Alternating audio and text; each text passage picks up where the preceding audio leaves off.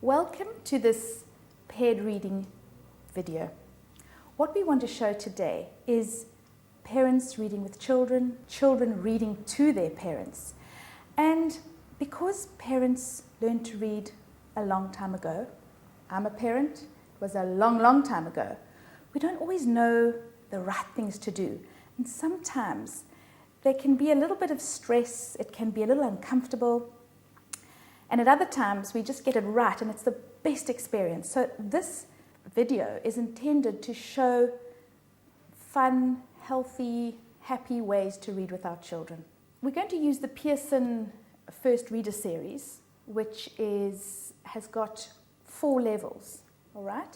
And the first level is intended for pre-readers, grade R, before they start formal schooling. And the 4th level is really when they're getting going. And that could be at the end of grade 1 for some children. It might even be into grade 2. They're fun South African books, and they're educationally sound because what we've got is we've got a large reading vocabulary broken up for each level. So these words are introduced developmentally. But what they've also done is even at the early stages, they've introduced long words like vegetables, for example, and you think, oh, that's a long word for a level 1 or 2 reader. Well, what they're trying to do is to teach children to use picture clues as well. So look at this one. It says, look, it grows. Oh no, the vegetables are old. Now a child is more than likely to read, oh no, the carrots are old. And all we have to do is say, could be carrots, but look at the first sound. And they've got vegetables. So although some of the words are longer, it doesn't matter because they're using picture clues and their letter knowledge. What's lovely is that it starts with 1 or 2 words to make a sentence, and then the level 4 goes right through to little paragraphs. So this series helps children with the mechanics, all right? That reading vocabulary. It has plenty of those little soundy words, or what we call decodable words, and those are words like, for example, not, n, a, t. The letter matches the sound, all right? And there are plenty of picture clues to use the language. So that's the mechanics.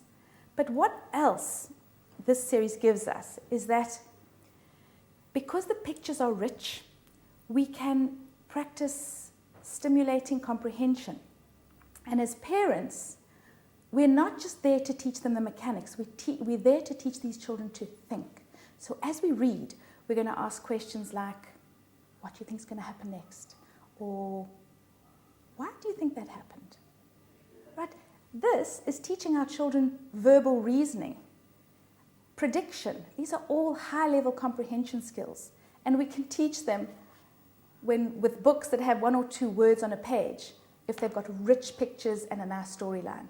So as parents, even if our children's mechanical reading is coming slowly, we can still do a lot to stimulate their comprehension skills. Just remember that reading really is not a race. And some children can enter grade 1 reading, and other children in the beginning of grade 2 can still be fighting with you to put shoes on, all right? It is a process, and that's why we have a foundation phase from grade 1 to grade 3 to get children literate. Look, we all want our children to be in the springbuck group and not in the tortoises. But there's always going to be a slower reading group, a middle reading group, and a top reading group. It doesn't really matter where your child is.